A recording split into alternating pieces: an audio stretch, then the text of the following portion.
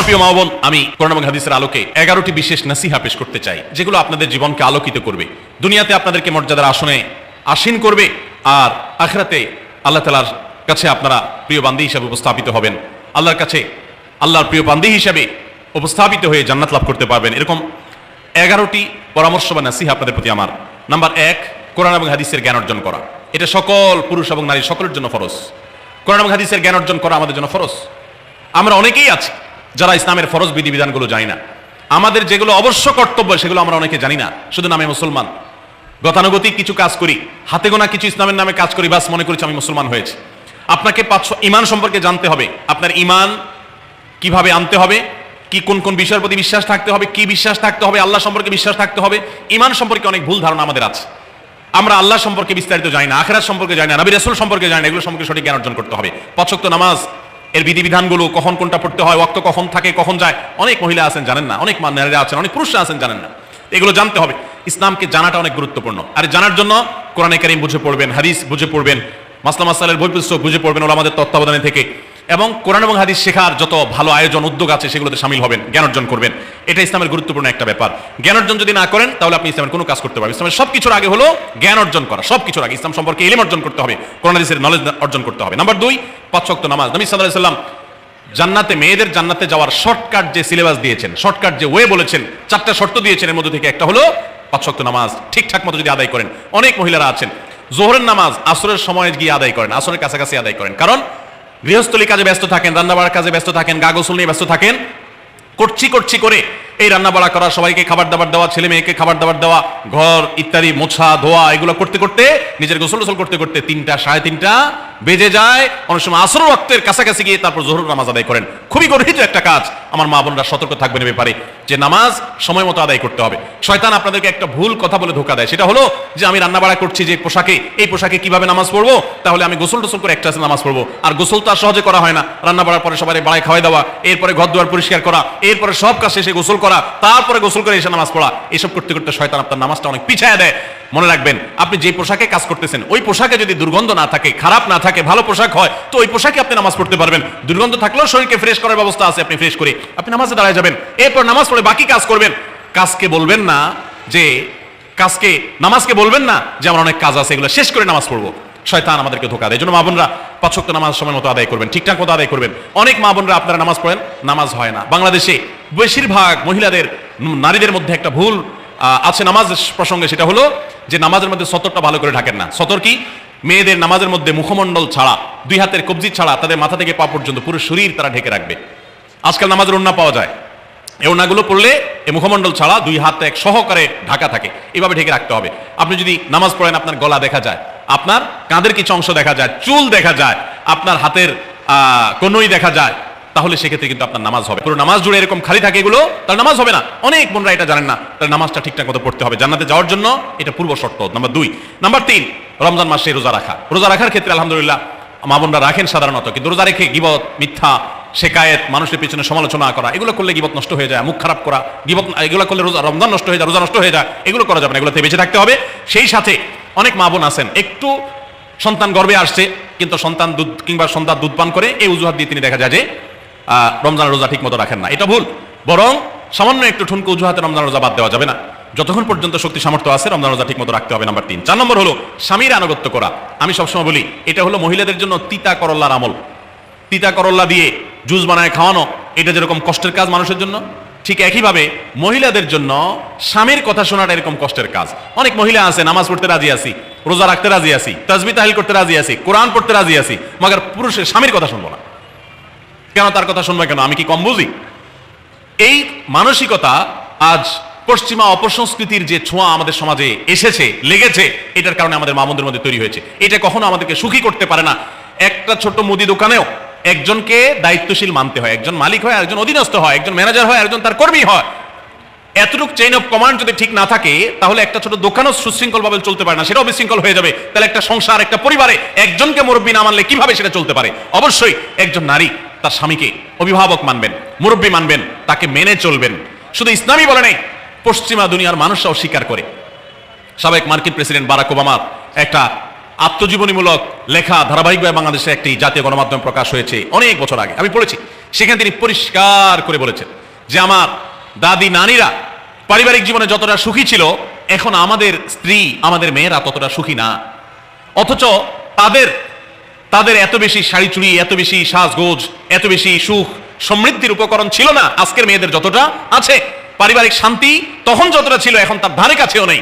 এর অন্যতম কারণ হলো এটি যে আমরা পশ্চিমা অপসংস্কৃতির ছোঁয়ায় পড়ে শয়তান আমাদেরকে অতিরিক্ত স্বাধীনতার নাম দিয়া আমাদেরকে বলগাহীন স্বাধীনতার পথে নিয়ে গেছে, যেটা আমাদের ধ্বংস ডেকে এনেছে। এজন্য একজন গার্ডিয়ান, একজন অভিভাবক পরিবারে থাকতে হবে, তাকে মানতে হবে।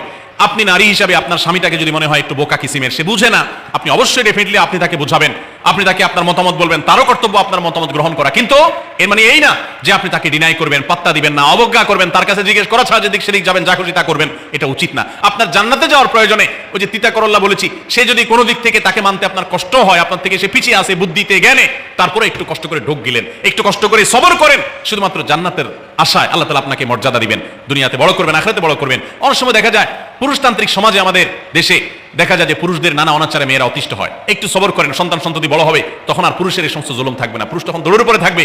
এই বাস্তবতা আমরা প্রত্যেকটা মানুষ উপলব্ধি করার কথা। অতএব মেয়েদের, মুসলিম নারীদের অত্যন্ত গুরুত্বপূর্ণ আরেকটি বিষয় হলো 4 নম্বর যেটি বললাম, স্বামীর আনুগত্য করা। যতটুকু সম্ভব তার সর্বোচ্চ আনুগত্য করার চেষ্টা করতে হবে, যতক্ষণ তিনি কোরআন হাদিসের কথা বলেন। স্বামী যদি কোনো অন্যায় কথা করতে বলেন তাহলে তখন আর তার কোনো কথা শোনা যাবে না। নাম্বার 5, একজন মুসলিম নারীর জন্য তার ইজ্জতের হেফাজত অত্যন্ত গুরুত্বপূর্ণ ব্যাপার। এমন একটা সমাজে আমরা বসবাস করতেছি, পাঠ্য বইয়ে শিক্ষার নামে আমাদের সন্তানদের চরিত্র নষ্ট করে দেওয়া হচ্ছে, বিবাহ বহির্ভূত সম্পর্ক করতে তাদেরকে উস্কানি দেওয়া হচ্ছে, শিক্ষার নামে কুশিক্ষা দেওয়া হচ্ছে, যার কারণে আমার সন্তান নষ্ট হয়ে যাচ্ছে। এই জন্য আমি বলি, এমন যুবক, এমন যুবতী আজকাল সোনার হরিণ হয়ে গেছে। হাজারে 2-4-10 জন যুবক পাওয়া যাবে কিনা সন্দেহ, যেই যুবক বুকে হাত রেখে বুক টান টান করে আল্লাহর শুকরিয়া আদায় করে বলতে পারবে তার যৌবনে কোনো হারাম স্পর্শ সে করে নাই, কোনো হারামের কাছে সে যায় নাই, তার চরিত্রকে সে হেফাজত করেছে, কোনো গুনাহে সে লিপ্ত হয় নাই, এরকম কথা বলার মতো যুবক খুব বেশি নাই আমাদের সমাজে। ধ্বংস করে ফেলা হয়েছে বিনোদনের নামে, শিক্ষার নামে, নানা নামে। এগুলো আমাদের দেশের সংস্কৃতি ছিল না। এদেশের মুসলমান তো বটে, এদেশের হিন্দুরাও পারিবারিক এই বন্ধনের মধ্যে থেকে তারা তাদের চরিত্রকে হেফাজত করে, বৈবাহিক সম্পর্ক ছাড়া কোন প্রকার সম্পর্কের মাধ্যমে তাদের যৌন আকাঙ্ক্ষাকে মেটায় না। এটা এদেশের মাটির, এদেশের কালচার, এদেশের মানুষের কালচার, এদেশের সকল ধরনের মানুষের কালচার, কিন্তু এদেশের সেই সংস্কৃতিকে ধ্বংস করে দেওয়া হচ্ছে ছোট ছোট বাচ্চাদের বইয়ে এই বিবাহ বহির্ভূত সম্পর্কের কথা বলে। এই জন্য সচ্চরিত্র এখন সোনার হরিণ হয়ে গেছে। নবী সাল্লাল্লাহু আলাইহি ওয়াসাল্লাম বলেছেন, মাইয়াদমান লি মা বাইনা লিহিয়াইহি ওয়া মা বাইনা রিজলাইহি আদমান লাহুল জান্নাহ। যে ব্যক্তি তার 2 চোয়ালের মাঝখানের অঙ্গ অর্থাৎ মুখ, আর যে ব্যক্তি তার 2 রানের মধ্যবর্তী অঙ্গ, তার লজ্জাস্থানকে হেফাজত করবে, অন্যায় খাতে ব্যবহার করবে না, এটার সংরক্ষণের দায়িত্ব এবং গ্যারান্টি যে ব্যক্তি নিজের ব্যাপারে নিজে নিবে, নবী সাল্লাল্লাহু আলাইহি ওয়াসাল্লাম বলেছেন, আমি তার জন্য জান্নাতের দায়িত্ব নিয়ে নিলাম। যে এটা 2টার দায়িত্ব নিতে পারবে, আমি তার জান্নাতের দায়িত্ব নিলাম। এবং নবী সাল্লাল্লাহু আলাইহি ওয়াসাল্লাম আরো বলেছেন, আকসারু মা ইউদখিলুন নাস আন-নার, মানুষকে সবচেয়ে বেশি জাহান্নামে নিয়ে যায় কোন জিনিসে? আল ফামু ওয়াল ফরজ, এই 2টি অঙ্গ, মুখ এবং লজ্জাস্থান। এই জন্য মা বোনরা, অনেকে আপনাদেরকে অনেক প্ররোচনা দিবে, অনেক গুনাহের পথে আহ্বান করবে। আপনাদের মেয়েরা স্কুল কলেজে পড়তে গেলে সেখানে অনেক অন্যায় আবেদন শুনবে, হারামের আহ্বান শুনবে। তাদেরকে সুশিক্ষা দিবেন যে আল্লাহ তাআলা তোমাকে যে চরিত্র দিয়েছে, এই যৌবন দিয়েছে, এটাকে যেখানে সেখানে ব্যবহার করলে হবে না। কিয়ামতের ময়দানে যুবকদেরকে আলাদা করে জিজ্ঞাসা করা হবে, তোমার যৌবনকালে কি করছো সেটা বলো, বুড়া বয়সে এসে কি করছো এটা ইম্পর্টেন্ট না, যৌবনকালে কি করে আসছো সেটার হিসাব দাও। যৌবনকে হেফাজত করার গুরুত্ব এত বেশি, আল্লাহ আলাদা করে জিজ্ঞাসা করবেন। এই জন্য মা বোনদের কর্তব্য তাদের মেয়েদেরকে, ছেলেদেরকে অসচ্চরিত্রতা থেকে হেফাজত করবেন, সংরক্ষণ করবেন, তাদেরকে বুঝাবেন, তাদেরকে সেভাবে বড় করবেন যে বিয়ে শাদীর মাধ্যমে, সাংসারিক জীবনের মাধ্যমে তোমরা তোমাদের এই জীবনকে তোমরা উপভোগ করবে। আল্লাহ তাআলা তোমাদের জন্য যে নিয়ামত রেখেছেন সেই নিয়ামত তোমরা পাবে, কিন্তু অবৈধ উপায় কখনো তোমরা সেদিকে পা বাড়াবে না। যারা বাড়ায় তাদের দুনিয়াতেই ধ্বংস হয়, আখিরাত তো আছেই। এই অবৈধ সম্পর্ক করে সুখে থাকে খুব কম মানুষ। যারা যত বেশি এই জগতে যায় তারা তত বেশি অসুখী থাকে দাম্পত্য জীবনে। অতএব একজন নারী, তার 5 নম্বর গুরুত্বপূর্ণ বিষয় হলো তার ইজ্জতের হেফাজত, লজ্জাস্থানের হেফাজত এবং তার চরিত্রের হেফাজত। আল্লাহ তাআলা আমাদের মা বোনদেরকে সেই তৌফিক দান করুন। অনেক সময় দেখা যায় যে সবই ঠিক আছে, আপনি সোশ্যাল মিডিয়াতে পুরুষের ছবি দেখে, ভিডিও দেখে আপনি হারাম আনন্দ পাচ্ছেন। আপনি ইমোতে, হোয়াটসঅ্যাপে, মেসেঞ্জারে বিভিন্ন পুরুষের সাথে অপ্রয়োজনীয় চ্যাটিং করছেন, কথা বলছেন, এবং সেখানে এই বেহুদা কথা থেকে অনেক অনাচার হয়ে যায়, অনেক সংসার ভেঙে যায়, অনেক পরকীয়া হয়, অনেক সংসার ধ্বংস হয়। এই জন্য আল্লাহ বলেছেন, আল্লাহ তাকরাবুজ জিনা, জেনার কাছেও যেও না, চ্যাটিংই করতে যেও না, কারণ করতে গেলে তুমি ডুবে যাবা, পরে ফিরে আসতে পারবা না। ভয়ঙ্কর এক গুহা এবং ভয়ঙ্কর এক জগৎ। এই পথ থেকে আমাদেরকে বেঁচে থাকতে হবে। আল্লাহ আমাদের তৌফিক দান করুন। নাম্বার 6, মা বোনদের জন্য গুরুত্বপূর্ণ বিষয় হলো সন্তানদের লালন পালন করা। আপনি বাজার থেকে 2-4 কেজি আম কিনে খাইছেন, এটাতে আপনি যতটা সুখী হতে পারবেন। আপনি যদি একটা আমের গাছ লাগাই দিতে পারেন তাহলে তার চাইতে অনেক বেশি সুখী হতে পারবেন, আপনি বেশি লাভবান হবেন, আপনি মনকে মন আম খেতে পারবেন, আপনার বংশধররা খেতে পারবে। নিজে আমল তো করবেনই মায়েরা বোনেরা, পাশাপাশি সন্তানদেরকে যদি আল্লাহ ভীরু বানান, মুত্তাকি বানান, পরহেজগার বানান, কোরআন হাদিস শিখান, তাদেরকে যদি পর্দা শিখান, তাদেরকে যদি চরিত্র হেফাজত শিখান, তাদেরকে যদি ভালো মানুষ বানানো শিখান, তাহলে আপনি আম গাছ লাগানোর মতো ফলের গাছ লাগাই গেলেন, সওয়াবের গাছ লাগাই গেলেন, দুনিয়া থেকে চলে যাবেন। নেক সন্তানের আমল যেগুলো আপনি শিখাই দিয়ে গেছেন এগুলোর সব আপনি পেতে থাকবেন। ছেলেটাকে সূরা ফাতিহা নিজে শিখাবেন, মেয়েটাকে সূরা ফাতিহা নিজে শিখাবেন, নিজে ভালো করে শিখবেন, তাহলে কিয়ামত পর্যন্ত, মরণ পর্যন্ত এই ছেলে যতবার সূরা ফাতিহা পড়বে প্রত্যেক নামাজে আপনি কিন্তু সওয়াব পেয়ে থাকবেন, কারণ আপনি শিখাই দিয়ে গেছেন, আপনি শুরুটা করে দিয়ে গেছেন। এই জন্য মা বোনদের জন্য সন্তানদের লালন পালন করা, সন্তান দুধে ভাতে আছে কিনা, ভালো জামা কাপড় পড়ছে কিনা, এর চাইতে ইম্পর্টেন্ট হলো সন্তান আমার নামাজ পড়ছে কিনা, সন্তান আমার আল্লাহকে চিনে কিনা, সন্তান আমার কোরআন হাদিসের শিক্ষা পেয়েছে কিনা। সন্তান একদিন স্কুলে যায় না তার জন্য আমার মাথা খারাপ হলে, সন্তান একদিন নামাজ পড়ে না এক ওয়াক্ত তার জন্য আরো বেশি মাথা খারাপ হতে হবে। তাহলে আপনি দায়িত্বশীল মা হতে পারবেন, দায়িত্বশীল বাবা হতে পারবেন। মনে রাখবেন নবী সাল্লাল্লাহু আলাইহি ওয়াসাল্লাম বলেছেন, প্রত্যেকটা শিশু জন্মগ্রহণ করে ভালো মানুষ হয়ে, কেউ জন্মগতভাবে খারাপ হয় না, ডাকাত হয়ে জন্মায় না, তবে তার মা বাপ তাকে নষ্ট করে। কারণ মা বাপ তাকে ঠিক মতো লালন পালন না করে, ভালো পরিবেশ দেয় না, খারাপ ছেলেফেলের সাথে মিশে, তখন সে নষ্ট হয়। এই জন্য আপনার দায়িত্ব সন্তান কার সাথে মিশছে, কোথায় যাচ্ছে, কি করতেছে, মোবাইলে কি দেখছে, সন্তানকে সময় দেন, মোবাইল টিপি বন্ধ করেন, তাদেরকে নিয়ে বসেন, তাদেরকে কথা শোনান, কোরআন হাদিস পাঠ করে শোনান, তাদেরকে ভালো পরিবেশ দেন, ভালো ফ্যামিলির দিনদার ফ্যামিলির বাচ্চাদের সাথে তাদেরকে মিশান। ইনশাআল্লাহ আপনি আল্লাহর কাছে এর জন্য উত্তম বিনিময় পাবেন, সওয়াব পাবেন। নাম্বার 7, মা বোনরা বিশেষ করে আপনাদের জন্য গুরুত্বপূর্ণ হলো কৃতজ্ঞতা আদায় করবেন। পুরুষদের জন্য গুরুত্বপূর্ণ, কিন্তু মা বোনদের জন্য বিশেষ গুরুত্বপূর্ণ এই জন্য যে নবী সাল্লাল্লাহু আলাইহি ওয়াসাল্লাম বলেছেন, তিনি জাহান্নামে নারীদেরকে যে দেখেছেন, তাকে যে দেখানো হয়েছে মেরাজে যে প্রচুর সংখ্যক নারীরা জাহান্নামে, এর অন্যতম একটা কারণ ছিল নেয়ামতের নাশকরি করা।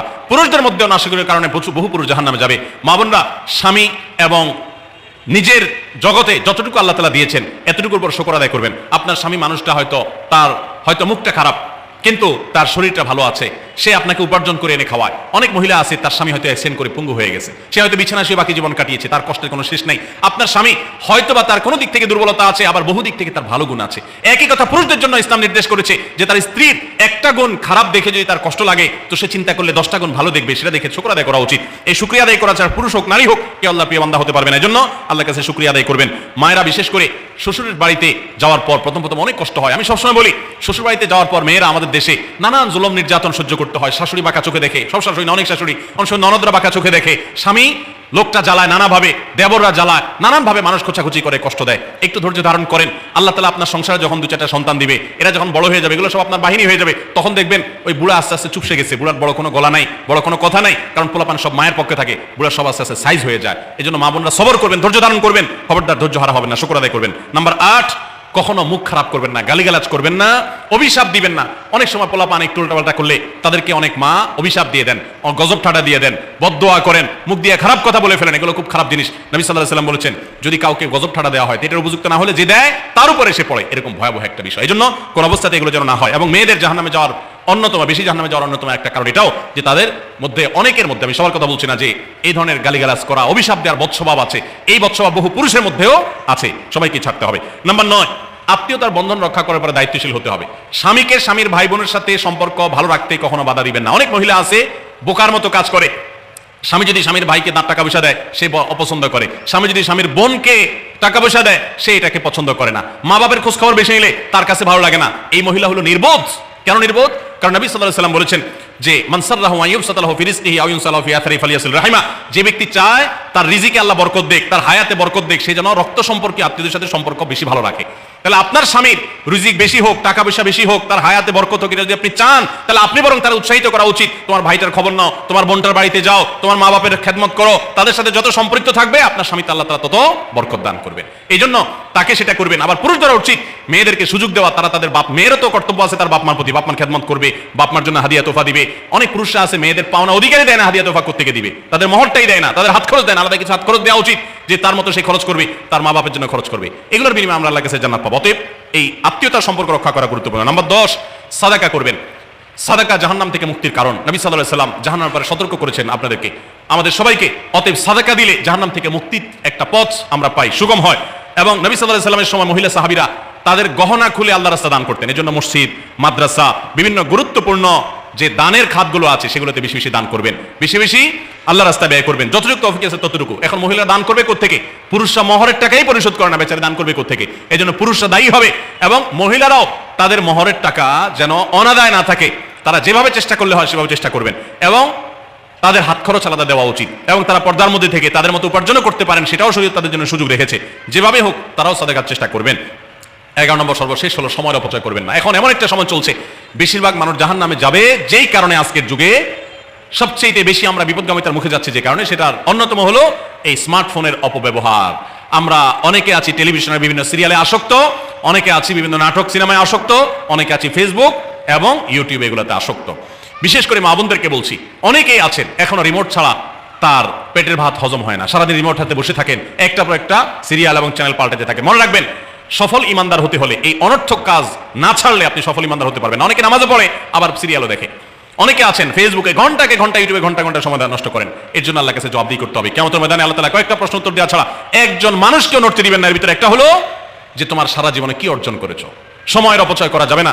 সময় হলো জীবনের সবচেয়ে মূল্যবান সম্পদ। অতএব আল্লাহ তাআলা আমাদের সবাইকে জীবনের এই অমূল্য সম্পদ সময়কে সংরক্ষণ করার তৌফিক দান করুন। মা বোনরা, আপনাদেরকে আমি আল্লাহর ওয়াস্তে উপদেশ করতেছি, যারা বদভ্যাস আছে ফেসবুক ইউটিউবে ঘন্টা ঘন্টা পড়ে থাকার, প্রয়োজনে এগুলো সব ডিলিট করে দেন মোবাইল থেকে।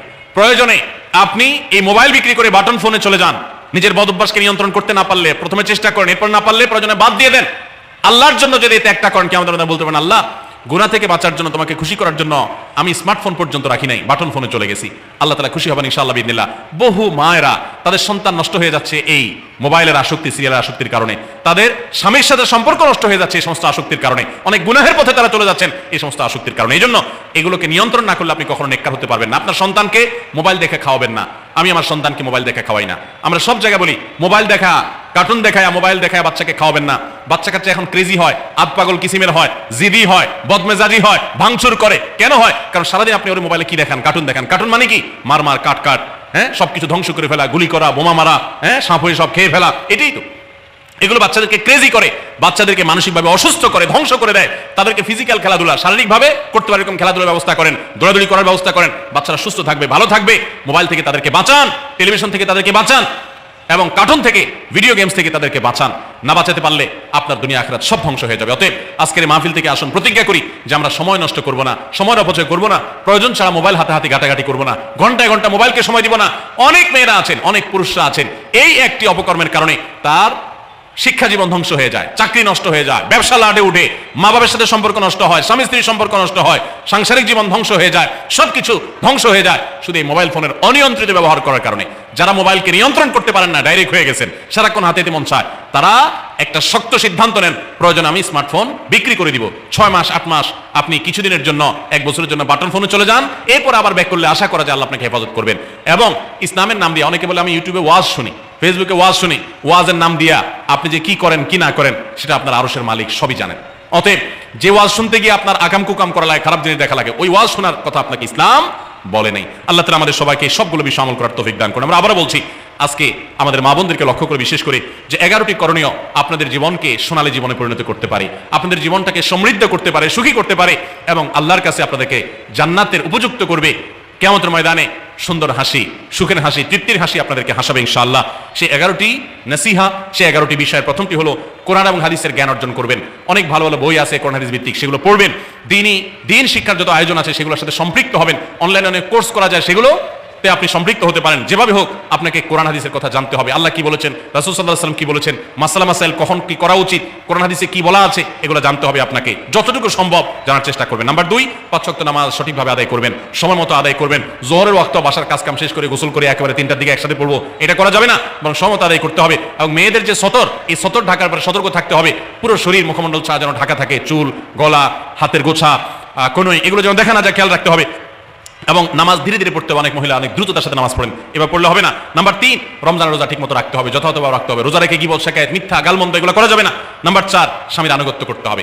নিজের কাছে খারাপ লাগলেও একটু সবর করতে হবে, যতক্ষণ পর্যন্ত স্বামী ন্যায়সঙ্গত কথা বলে, অন্যায় কাজ করতে না বলে, গুনাহের কাজ করতে না বলে, ততক্ষণ পর্যন্ত তার কথা মানতে হবে। নিজের খারাপ লাগলেও মানবেন, আপনার জান্নাতের প্রয়োজনে, সুশৃঙ্খলার প্রয়োজনে, পারিবারিক শান্তির প্রয়োজনে। ইনশাআল্লাহ আপনি সুখে থাকবেন দুনিয়া এবং আখিরাত উভয় জগতে। নাম্বার 5, নিজের ইজ্জত সম্ভ্রম হেফাজত করবেন। অনলাইনে অফলাইনে কারোর সাথে হারাম সম্পর্ক করবেন না, কোনো গায়রে মারাম পুরুষের সাথে অযথা যোগাযোগ করবেন না, চ্যাটিং করবেন না, এবং সোশ্যাল মিডিয়াতে হারাম জিনিস দেখা থেকে নিজের চোখকে হেফাজত করবেন, বাঁচিয়ে রাখবেন। নাম্বার 6, নিজের সন্তানদেরকে দিন শিখাবেন, তাদেরকে কোরআন হাদিস শিখাবেন, উত্তমভাবে লালন পালন করবেন, তাদেরকে নামাজ শিখাবেন, মেয়েদেরকে পর্দা শিখাবেন, তারা যেন চরিত্র হেফাজত করে সেই শিক্ষা তাদেরকে দিবেন। উপযুক্ত হওয়ার পর ছেলে মেয়েকে বিয়ে দিবেন, কোনোভাবে যেন হারাম সম্পর্কে না জড়ায় সেজন্য সাবধান থাকবেন। ভালো ফ্যামিলির সাথে তাদেরকে উঠা বসা করাবেন, ভালো শিক্ষা প্রতিষ্ঠানে দিবেন যেখান দিলে তার ঈমান আমল হেফাজত থাকবে। নাম্বার 7, আল্লাহ শুকরিয়া আদায় করবেন, বান্দারও শুকরিয়া আদায় করবেন। আল্লাহ যা দিয়েছেন, যতটুকু আছে স্বামীর সংসারে আলহামদুলিল্লাহ বলতে শিখবেন, আল্লাহ তাআলা বাড়াই দিবেন ইনশাআল্লাহ। নাফরমানি নাশকরি করবেন না, তাহলে আপনি নিজেই ক্ষতিগ্রস্ত হবেন, কষ্টের মধ্যে থাকবেন। আর শুকরিয়া আদায় করলে আপনার নিজেরই মানসিক প্রশান্তি হবে, আল্লাহর নিয়ামত বাড়িয়ে দিবেন। নাম্বার 8, কোন প্রকার অভিশাপ গালমন্দ করবেন না, সেটা ছেলে মেয়েকে হোক, সংসারকে হোক, স্বামীকে হোক, কোনো কিছু না, ধৈর্য ধারণ করতে হবে। পুরুষদের জন্য এই কথাগুলো প্রযোজ্য। আর নাম্বার 9, আত্মীয়তার সম্পর্ক রক্ষা করতে হবে, ছিন্ন করা যাবে না। নিজের স্বামীকে তার বাপ, তার বোন, তার মা, তার ভাই, তাদের সাথে সুসম্পর্ক বজায় রাখতে সাহায্য করবেন, বাধা দিবেন না, পারলে আরো সাহায্য করবেন, এতে আপনারই লাভ হবে। আবার স্বামীদেরও উচিত স্ত্রীকে তার পরিবারের সাথে সম্পর্ক বজায় রাখার জন্য সাহায্য করা। মেয়েদের উচিত তাদের মা, তাদের বোন, ভাই, তাদের সাথে আজকাল মোবাইলে যোগাযোগ করা যায়, খোঁজ খবর নেবেন, কথাবার্তা বলবেন। স্বামীর সংসারে আসছেন দেখে বাপের সংসার ভুলে যাবেন, সেটাও যেন না হয়, খেয়াল রাখতে হবে। নাম্বার 10, যতটুকু সম্ভব দান সাদাকা করবেন। দান সাদাকা জাহান্নাম থেকে মুক্তির কারণ হয়, সেটার জন্য সাধ্য অনুযায়ী করবেন। পুরুষরা তাদের জন্য এই ক্ষেত্রে হেল্প করবেন, যাতে তাদের মোহর ইত্যাদি দেওয়া, মাসে হাত খরচ কিছু দেওয়া, যাতে তারা সাদাকা করতে পারে সেই সুযোগ। আজকাল দেখা যায় অনেক মেয়েরা টাকা পয়সা পেলে মার্কেটে চলে যাবেন, কি কিনবে এটা নিয়ে অস্থির হয়ে যান। মার্কেটে আপনি যা দরকার হলে যাবেন, কেনা দরকার হলে কিনবেন, কিন্তু দানের জন্য একটা খাত রাখবেন, পারিবারিক সাদাকা বাক্স, একটা বাক্স রাখবেন, যে খুচরা টাকা পয়সা বা বিভিন্ন টাকা পয়সা ছেলে মেয়েরা রাখবে, আপনি রাখবেন, উৎসাহিত করবেন। এটা দিয়ে একটা গরিব ফ্যামিলি মুখে হাসি ফোটাবেন, একটা ভালো কাজ করবেন, পারিবারিকভাবে এরকম দানের ব্যবস্থা করবেন। বোনেরা, সর্বশেষ হলো সময় নষ্ট করবেন না সোশ্যাল মিডিয়াতে। আল্লাহর ওয়াস্তে এটা থেকে নিজেকে বাঁচাবার জন্য সংগ্রাম করেন। যারা এখনো এই রোগ থেকে বাঁচতে পারেন নাই, আল্লাহর কসম করে বলছি, দুনিয়ার জীবনটাই ধ্বংস হবে, অসুখী থাকবেন, অশান্তিতে থাকবেন, আখিরাতের ধ্বংস তো আছেই। অতএব ফেসবুক, ইউটিউব, এটা যদি আপনাকে দেখতে হয়, খারাপ কিছু যেন না আসে সেভাবে ফিল্টার করে নেবেন, এবং নিয়ন্ত্রিত নির্দিষ্ট সময়ের বেশি দেখবেন না। 10 মিনিট সকাল, দুপুর, রাত, এর বেশি বিকাল, আমি এর বেশি দেখবো না। ঘন্টায় ঘন্টা টিপবেন না। অনেক মহিলা আছে স্বামীকে সময় দেওয়ার সুযোগ নাই, সন্তানের দিকে তাকাবার সুযোগ নাই, উনি টেলিভিশন এবং মোবাইলে আসক্ত, এবং এটা আমাদের সমাজকে ধ্বংস করে দিচ্ছে। নিজের ক্ষতি নিজে করছে, নিজের পায়ে কুঠারাঘাত করছেন। আল্লাহ তাআলা আমাদের সবাইকে এই সব বিষয়গুলোকে মেনে চলে, এই 11টা পয়েন্টকে মেনে চলে আমাদের মা বোনদের জীবনকে সমৃদ্ধ করার তৌফিক দান করুন।